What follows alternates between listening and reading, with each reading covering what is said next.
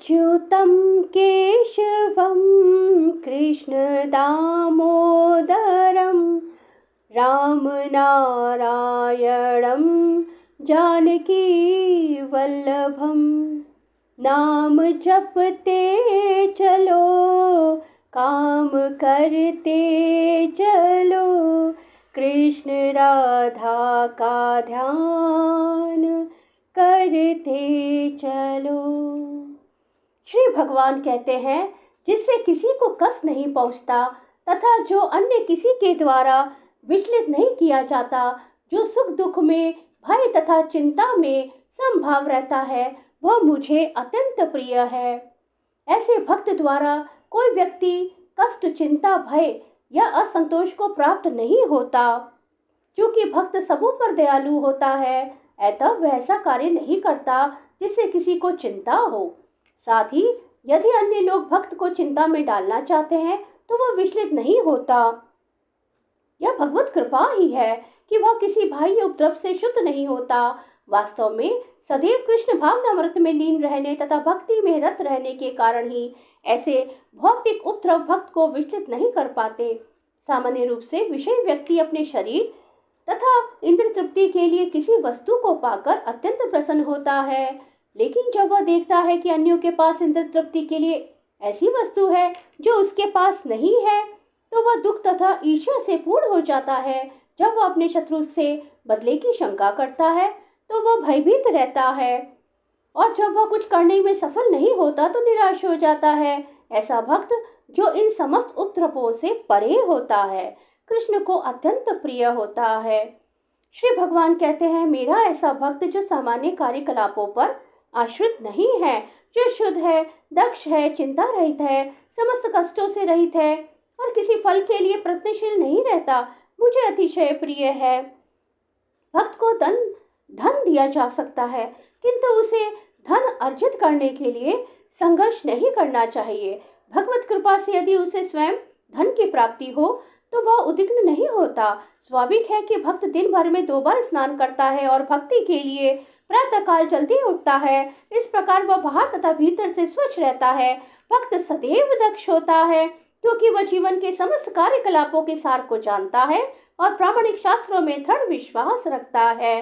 भक्त कभी किसी दल में भाग नहीं लेता, अतः वह चिंता मुक्त रहता है। समस्त उपाधियों से मुक्त होने के कारण कभी व्यथित नहीं होता। वह जानता है कि उसका शरीर एक उपाधि है, अतः शारीरिक कष्टों के आने पर वह मुक्त रहता है। शुद्ध भक्त कभी भी ऐसी किसी वस्तु के लिए प्रयास नहीं करता जो भक्ति के नियमों के प्रतिकूल हो।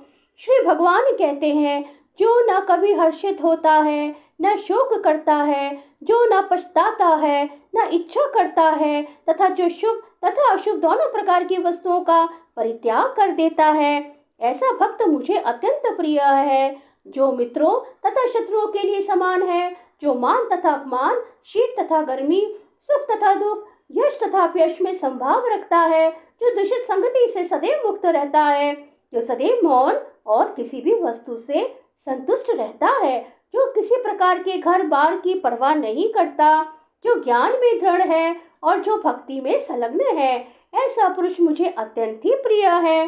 भक्त सदैव कुसंगति से दूर रहता है। मानव समाज का यह स्वभाव है कि कभी किसी की प्रशंसा की जाती है तो कभी किसी की निंदा की जाती है, लेकिन भक्त कृत्रिम यश तथा अपयश, दुख तथा सुख से ऊपर उठा हुआ होता है। वह अत्यंत ही धैर्यवान होता है। यह अवश्य है कि उसे उन गुणों के लिए अलग से बाह्य प्रयास नहीं करने पड़ते, अपितु कृष्ण भावनामृत तथा भक्ति में संलग्न रहने के कारण उसमें गुण स्वतः ही विकसित हो जाते हैं। अर्जुन ने प्रश्न उठाया था कि जो निराकार ब्रह्म के पथ में लगा है वह श्रेष्ठ है या जो साकार भगवान की सेवा में लगा है। भगवान ने इसका बहुत स्पष्ट उत्तर दिया कि आत्म साक्षात्कार की समस्त विधियों में भगवान की भक्ति निसंदेह सर्वश्रेष्ठ है। और दूसरे शब्दों में इस अध्याय में निर्णय दिया गया कि सुसंगति से मनुष्य में भक्ति के प्रति आसक्ति उत्पन्न होती है, जिससे वह प्रामाणिक गुरु बनाता है और तब उसे श्रद्धा, आसक्ति तथा भक्ति के साथ सुनता है, कीर्तन करता है और भक्ति के विधि विधानों का पालन करता है। इस तरह वह भगवान की दिव्य सेवा में तत्पर हो जाता है। इस अध्याय में इस मार्ग की संस्तुति की गई है, तब इसमें कोई संदेह नहीं रह जाता कि भगवत प्राप्ति के लिए भक्ति ही आत्म साक्षात्कार का परम मार्ग है। परम सत्य की निराकार धारणा में मनुष्य कर्म फल के बिना कर्म करता है और आत्मा तथा पदार्थ का ज्ञान प्राप्त करने के लिए ध्यान करता है। यह तभी तक आवश्यक है जब तक शुद्ध भक्त की संगति प्राप्त न हो। सौभाग्यवश यदि कोई शुद्ध भक्ति में सीधे कृष्ण भावना मृत में लगना चाहता है तो उसे आत्म साक्षात्कार के इतने सोपान पार नहीं करने होते। इस प्रकार श्रीमद् भगवद गीता के 12वें अध्याय भक्ति योग का भक्ति वेदांत तात्पर्य पूर्ण हुआ। श्री कृष्ण शरणम मम, श्री कृष्ण शरणम मम, श्री कृष्ण शरणम मम।